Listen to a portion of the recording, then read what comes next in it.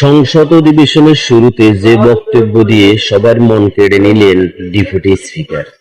সবাই বক্তব্যটা শুনে যাবেন।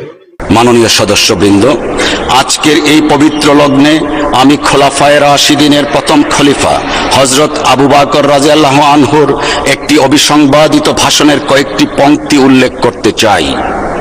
খেলাফতের দায়িত্ব নিয়ে অভিষেকের অভিভাষণে তিনি বলেছিলেন, আপনারা আমার উপর দায়িত্ব অর্পণ করলেও আমি আপনাদের মধ্যে শ্রেষ্ঠ মানুষ নই।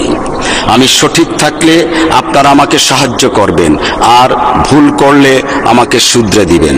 এই মহান উক্তির প্রতিধ্বনি করে আজ আমিও বলতে চাই, এই সংসদের মাননীয় সদস্যদের মধ্যে আমার চেয়ে জ্ঞানী, প্রজ্ঞাবান, উপযুক্ত ও অভিজ্ঞ অনেকেই আছেন।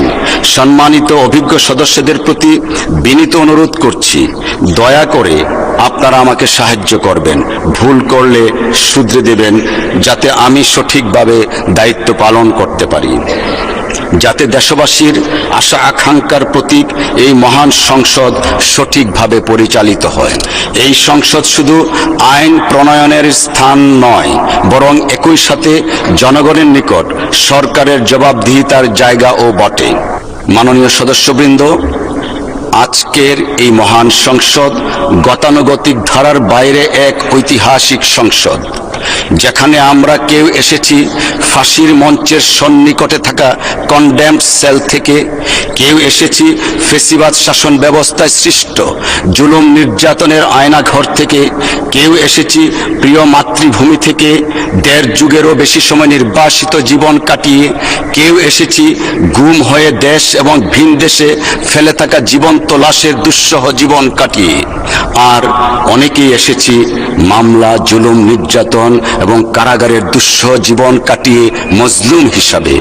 এই রকম সংসদ আমাদের জাতীয় জীবনের ইতিহাসে আর কখনো দেখা যায়নি, এমনকি বিশ্বের ইতিহাসেও বিরল। মাননীয় সদস্যবৃন্দ, ব্যক্তিগতভাবে আমি নিজে একজন সাধারণ মধ্যবিত্ত কৃষক পরিবারের সন্তান হয়েও আজকে এই মহান সংসদে আপনাদের সাথে মহতি কাজে আসতে পেরে নিজেকে সৌভাগ্যবান মনে করছি এবং মহান আল্লাহ রাব্বুল আলামিনের দরবারে শুকরিয়া জ্ঞাপন করছি। সেই সাথে মহান রবের সাহায্য কামনা করছি যেন আমরা সম্মিলিতভাবে ন্যায় ও ইনসাফ ভিত্তিক সমাজ তথা রাষ্ট্র প্রতিষ্ঠা করতে পারি। পরিশেষে আমি আবারও সংসদের সকল মাননীয় সদস্যগণকে ধন্যবাদ জানাই এবং আশা করি আপনাদের সহযোগিতায় আমরা এই সংসদকে একটি মর্যাদাকর, কার্যকর এবং গণতান্ত্রিক প্রতিষ্ঠান হিসাবে আরও শক্তিশালী